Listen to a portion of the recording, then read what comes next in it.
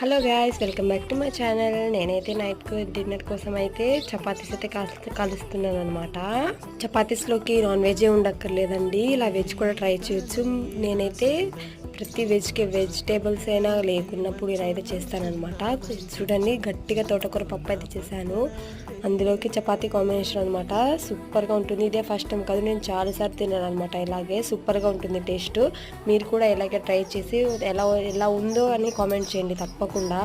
ఇంతకీ నా వంటలు మీకు నచ్చుతున్నాయా? నచ్చితే లైక్ చేయండి, సబ్స్క్రైబ్ కూడా చేసుకోండి. ఇంకా ఏమేమి రెసిపీస్ చేయాలో కూడా తప్పకుండా కామెంట్ చేయండి, తప్పకుండా చేస్తాను మీకోసం. ఇంతకీ టేస్ట్ కూడా సూపర్గా అదిరిపోయిందనమాట. నేనైతే డిన్నర్ని ఇలాగైతే కానీ చేశాను. మీరు కూడా డిన్నర్లోకి ఏం తిన్నారో తప్పకుండా కామెంట్ చేయండి. And please subscribe to my channel. కొంచెం సపోర్ట్ చేస్తే నేను కూడా మీకు ఏమేమి వీడియోస్ కావాలన్నంత రీచ్గా నేను కూడా చేస్తానన్నమాట. మీరు చేస్తారన్న నమ్మకం, ఒక హోప్ ఉందన్నమాట నాకైతే. ప్లీజ్